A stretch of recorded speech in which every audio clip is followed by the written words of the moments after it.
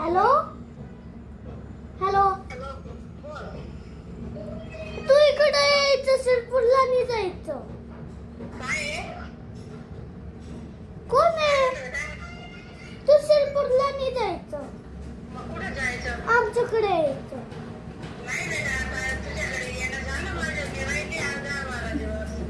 10-12 दिवस कुठे राहिली? 5 दिवसच राहिली. कुठं? मी अजून जायचं.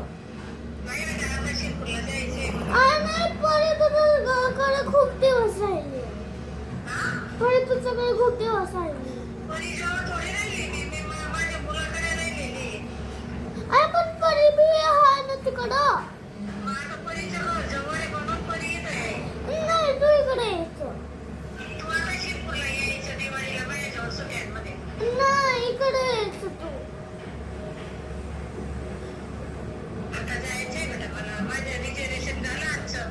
नाही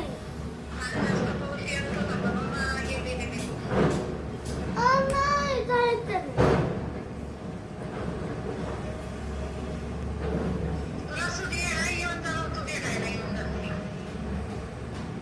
अगं नाही येऊ. नाही तू इकडे.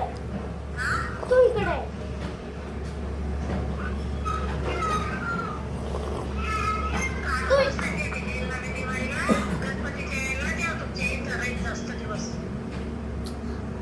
हाय हॅलो नमस्कार श्री स्वामी समर्थ. मी ज्योष्णा तुमचं आजच्या या नवीन ब्लॉगमध्ये मनापासून स्वागत करते. आणि नेहमीप्रमाणे बाहेर पाऊस सुरूच आहे. पाऊस कधी बंद होईल माहीत नाही. गेले आता 10 दिवस सारखा पाऊस सुरूच आहे. तो त्याचं काम आता चालूच ठेवेल असो. आणि मी आज ना म्हणजे काल रात्री व्हिडिओ केला नाही, पण मी काल रात्री छोले भिजवायला टाकले होते. हे आमच्या आईने दिलेले होते. खूप छान असे बारीक हरभरे आहेत. पटकन भिजतात पण आणि चवीला खूप छान लागतात. तर त्याची भाजी मी आज करणार आहे. तर त्याची इथे मी आदल्या दिवशीच हरभरे भिजवून ठेवले होते. व्हिडिओ केला नाही मी, कारण रात्री भिजवले मी ते 8-9 वाजता भिजवले होते. आणि हे मी कोमट पाण्यात भिजवले होते.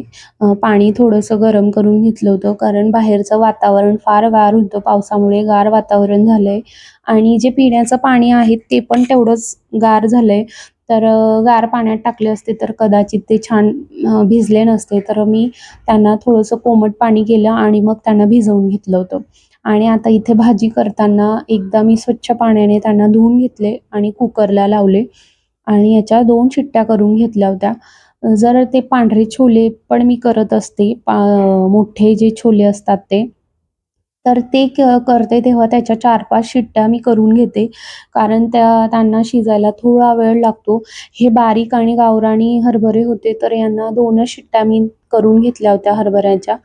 कारण कुकरच्या 2च शिट्ट्या करून घेतल्या होत्या, कारण ते बारीक आणि छोटे होते तर पटकन शिजले आणि एकदम छान असे सॉफ्ट झाले होते. आणि त्याचा वास ना जेव्हा कुकर ओपन केला ना खूप छान येत होता. जेव्हा आपण पुरण करतो त्या डाळ शिजवल्यानंतर जसा वास येतो सेम तसाच त्या हरभऱ्यांचा पण येत होता. खूप छान वास येत होता.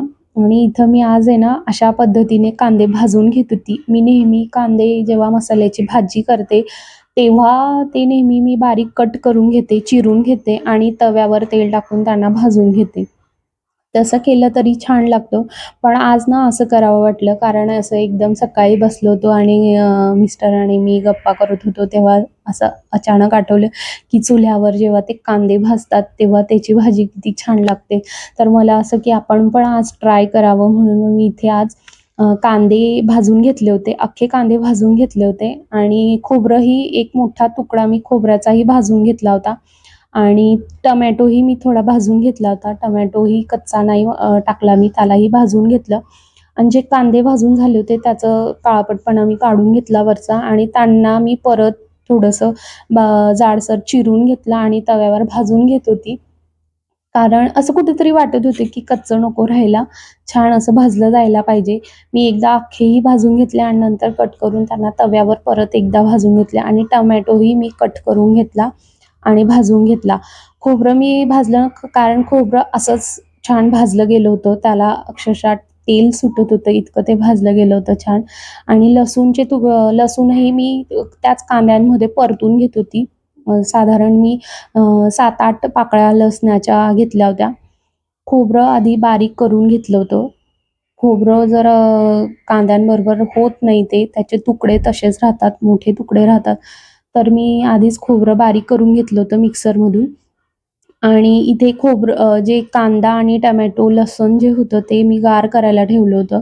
गरम-गरम मिक्सरमध्ये टाकायचं नसतं कारण प्रॉब्लेम होऊ शकतो. ते होत नाही, वाफ तयार होते आतमध्ये, म्हणून मग त्याला मी आधी गार करून घेतलं होतं. आणि इथं आता याचीही पेस्ट करून घेईल. आणि याच्यात मी अजिबात पाणी वापरलं नव्हतं. याची पेस्ट म्हणजे पाणी न वापरताच खूप छान पेस्ट तयार झाली होती. जर कधीतरी जेव्हा मी असं मसाला वगैरे टाकते, पहिले आधी मी असं करायची, खोबरं आणि कांदा जे घ्यायची त्यातच जेव्हा तव्यावर परतायची तेव्हाच मी मसाला टाकून घ्यायची, तेव्हा मग थोडं पाण्याची गरज पडायची. पण मी आता तसं करत नाही. आणि भाजी करण्यापूर्वी ना मी इथे पोळ्या करून घेत होती. आदल्या दिवशीच तेल थोडंच उरलेलं होतं आणि लक्षात आलं नाही माझ्या की आणायचं आहे. मला 2 पिशव्या तेलाच्या बस होता. मी महिन्याला 2च पिशव्या लागतात तेलाच्या. 2च पॅकेट लागत असतात. पण यावेळेला तळण बरंच झालं होतं. अळूची पानं 2-3 वेळा करून झाली होती. भजीही 1-2 वेळा करून झाली होती. तर तेल यावेळेला बरंच तेल लागलं होतं. तर संपलं होतं आणि लक्षात आलं नाही. आणि आदल्या दिवशी अमावास्या होती, म्हणून मग तेल आणलं नाही. असं म्हणतात की घरातलं तेल आणि मीठ अजिबात संपायला नको, आणि माझ्याकडे अजिबात संपत नसतं. पण यावेळेला तळण बरंच झालं आणि आदल्या दिवशी लक्षात आलं होतं, पण अमावास्या होती आणि त्या दिवशी तेल मीठ आणत नसतात, म्हणून मग ते आणायचं राहिलं होतं. तर मी आधी इथं पोळ्या करून घेत होती आणि मिस्टरांना तेल आणायला पाठवलं होतं. आणि तेल आणल्या मग तोपर्यंत माझ्या संपूर्ण पोळ्या करून झाल्या होत्या. आणि इथं मी थोडं तेल घातलं आणि त्यात मसाला घातला. मी तेल फार कमी वापरते. माझ्या भाजीला असं तळण असं वगैरे नसते, तर्री वगैरे असं नसतं. मी कमी तेलातच भाजी करत असते, कारण मलाही फार जास्त तेल आवडत नाही भाजीमध्ये. आणि मिस्टरांनाही असं तळण वगैरे पाहिजेच जेवताना, असं काही नसतं, म्हणून मग मी तेल भाजीत नेहमी कमी वापरते. इथं तेलात मसाला छान परतून घेतला होता. आणि परतल्यानंतर मग त्यात मी नंतर जेव्हा कांदा पूर्ण पेस्ट परतून होते त्यानंतर मी आता मसाले घालते इथे. 2 चमचे मी तिखट घातलंय, 1 चमचा हळद, 1 चमचा गरम मसाला, गरम नाही धने पावडर टाकलं होतं. आणि एव्हरेस्टचा छोले मसाला होता, तर तो मी इथे एक मोठा चमचा असं घातलं होतं. आणि त्यानंतर मसाला टाकल्यावर मसाला फार कोरडा होत होता. तिखट वगैरे मसाला जळायला नको, मग मी वरून थोडंसं तेल घातलं होतं. कारण ते जळलं असतं तर त्याचा जळका वास आला असता. आणि इथे छोले टाकले. याआधी माझ्याकडनं छोले टाकले गेले होते, पण मी काय करते, छोले टाकण्याआधी ना जे छोले असतात भिजवलेले आपले, जे उकडलेले, ते 1 मोठा चमचा छोले घ्यायचे आणि पाणी टाकून मिक्सरमधून बारीक पेस्ट करून घ्यायची. आणि जेव्हा आपले मसाले भाजले जातात तर त्यामध्ये ती पेस्ट टाकायची आणि भाजून घ्यायचं तसं. आणि त्यानंतर छोले टाकायचे. असं जर केलं तर भाजी खूप छान लागते, टेस्टही खूप छान लागते आणि ग्रेव्ही अशी छान दाटसर तयार होते. तर आधी माझ्याकडनं छोले टाकले गेले आणि मग मी नंतर पेस्ट टाकली. आणि इथे ना कढई खूप मोठी झाली होती आणि भाजी कमी होती, तर मी याला परत दुसऱ्या कढईमध्ये ट्रान्सफर करून घेतलं होतं. इथे बघू शकता मी कढई चेंज करून घेतली होती. आणि मग यात कोथिंबीर घातली आहे. कोथिंबीर घातल्यावर जी भाजीला चव लागते, कोथिंबीरशिवाय कोणतीच भाजी पूर्ण होत नाही. तर इथं आता मी कोथिंबीर घालून घेतली होती आणि भाजी रेडी होती. आणि इथं हे दोघं बॉल खेळत होते, कारण बाहेर पाऊस चालू होता, म्हणून घरातच खेळणं चालू आहे. दुपारी आज छोल्यांची भाजी केलेली होती. छान गावरानी छोले होते ते. आमच्या आईंनी आणले होते गावावरनं येताना, तर त्याची भाजी केली होती आणि खूप छान लागले. त्याची उसळही खूप छान लागेल, कारण बारीक हरभरे आहेत ते गावरानी. आणि पावसाने ना खूप वैताग आणलाय, म्हणजे अजिबात बंद होण्याचा नावच घेत नाहीये. त्यामुळे ना कपडे कसे वाळत घालायचे, जवळजवळ 2-2, 3-3 दिवस झाले कपडे वाळतच नाहीये. पंख्याखाली वाळत घातले तरी पण असं होतंय की गार राहत असं, कोरडे पूर्णपणे कोरडे झाल्यासारखं वाटत नाहीये. इथे वरती इझी ड्राय करून घेतलंय. इथे कपडे वाळत घातले होते, पावसामुळे ना ते अजिबात वाळत नाही. त्यामुळे रात्री स्टँडवर टाकले होते आणि घरात पंख्याखाली वाळवले, तरीही असे पाहिजे तसे वाळत नाही आहेत ते. आणि कालचे कपडे तसेच आहेत स्टँडवर आणि आजचे कपडे मशीनमध्ये जसे आहेत तसेच आहेत. मी हाताने धुते आणि त्यानंतर ड्राय करून घेते, कारण अशा वातावरणामध्ये ते असेही वाळत नाहीये. त्यापेक्षा मशीनमधून ड्राय करून घेतलेले बरे. पण तरीही ते वाळत नाही आहे. माहीत नाही आता हे कपडे परत इथं वाळत घातले तरीही ते कोरडे होतील असं काय वाटत नाही. हवा असली तर ठीक असतं, वाळतात कपडे, पण पाऊसच असला तर कसे वाळणार ना. आणि आज मिस्टर जाताना सांगून गेलेले की आज गुलाबजाम नक्की कर. मी मागच्या वेळेला डीमार्टला गेले तेव्हा ते पॅकेट आणलं होतं आणि त्या दिवसापासून मी बनवलेच नाहीये. नेहमी म्हणत होते बनवेल बनवेल, पण वेळच आली नाही. तर आज जाताना ते म्हटले की आज नक्की बनवून ठेव, आल्यावर मला दिसले पाहिजे बनवलेले. तर आज मी गुलाबजाम बनवणार आहे. चितळेचं तयार पॅकेट आहे, हे चितळेचं पॅकेट आहे, आणलं होतं मी मागच्या वेळेला डीमार्टमधून. तर हे 400 ग्रॅमचं पॅकेट आहे हे. तर मी एवढं संपूर्ण करणार नाहीये, कारण यात 80 गुलाबजाम होतील असं या ठिकाणी लिहिलेलं आहे. 80 गुलाबजाम होतील आणि एवढे गुलाबजाम कोण खाणार ना, आणि आम्ही तिघच आहेत. तर मी यातले अर्धेच बनवेल, अर्धेही खूप होतील, पण तरी मी यातलं अर्ध पॅकेट बनवणार आहे. चला बनव. याच्यावर दिलंय की पाण्यात बनवायचं, हे पाण्यात भिजवून घ्यायचं. पण मी पाण्यात भिजवणार नाहीये, मी दुधात भिजवेल, कारण दुधाने टेस्ट छान येते. आणि चितळेचे गुलाबजाम मी पहिल्यांदा करते. मी गिट्स म्हणून जे गुलाबजाम येतात ना, गिट्सचं पॅकेट, त्याच्याने मी गुलाबजाम केलेत आणि खूप छान ते गुलाबजाम ही तेवढे छान लागतात. खूप छान टेस्ट येते त्याची पण मी हे फर्स्ट टाइम ट्राय करणार आहे. हे कसे होतात मला माहित नाही, मी आता ट्राय करते आणि तुम्हाला दाखवते. सो मी हे पाण्यात न भिजता मी दुधात भिजणार आहे, कारण त्यावर दिलंय. याला मी दुधात तयार करणार, पाण्यात करणार नाही. इथं ना मी आधी चाचणी तयार करून घेते, म्हणजे जोपर्यंत आपले गुलाबजाम तळून होतील तोपर्यंत साखरेचा पाक हा रेडी राहील आणि थंडही झालेला असेल. तर मी इथं अंदाजेच सगळं करते, मापात काही करत नाही, कारण मी पूर्ण पॅकेट करणार नाहीये त्या मापानुसार. तर इथं अंदाजच घेते. इथे जेवढी साखर आहे तेवढं मी पाणी घेईल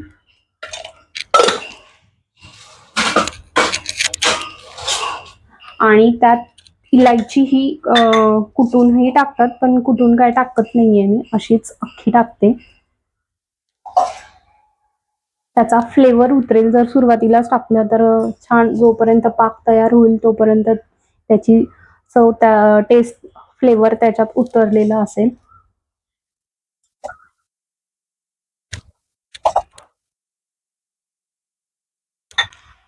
याच्यात 5-6 इलायची घेतल्यात आणि आता यात पाणी टाकते.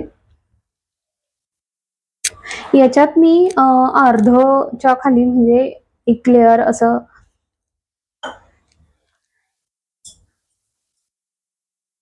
जेवढी साखर घेतली आहे तेवढंच आता मी यात पाणी घेणार आहे.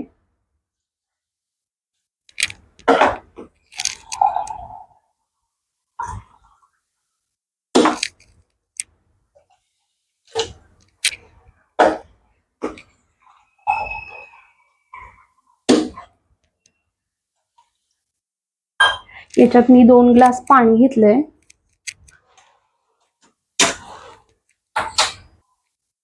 याला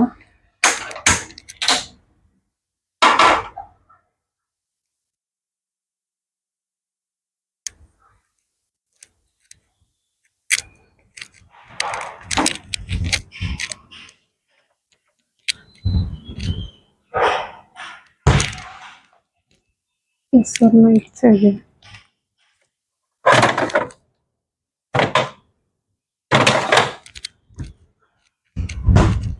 याची आता चाचणी करून घेते. याला आता बॉईल आल्यावर याची आता चाचणी करून घेते. यात जर केसर असला तर केसरही घालायचा. केसर घातल्याने अजून छान कलर येतो. पण माझ्याकडे सध्या केसर नाहीये, तर मी हे एवढंच तयार करणार आहे. आणि आता मी गुलाबजाम बनवायला घेते.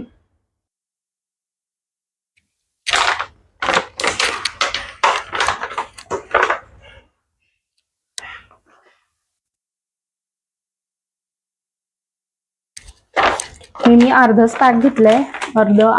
अर्धच पॅकेट घेतलंय. हे अर्ध मी जसं आहे तसंच ठेवून देणार.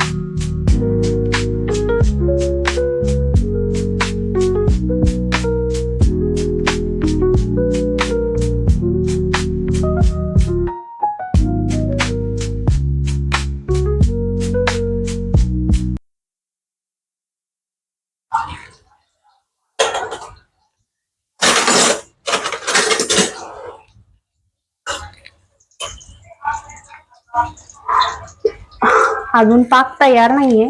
जेव्हा पाक असा हाताला चिकट लागायला लागतो, चिपचिप चिपचिप, तेव्हा आपला पाक रेडी असतो. अजून तो झालेला नाहीये.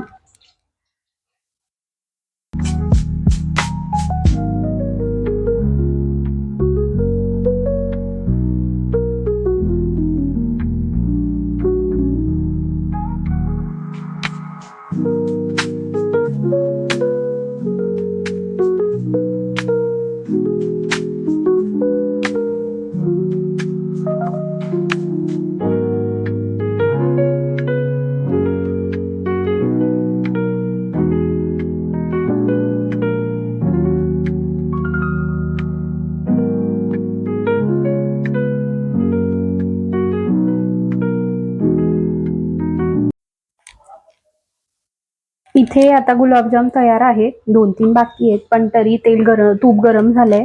त्यात आता मी हे एक एक सोडते.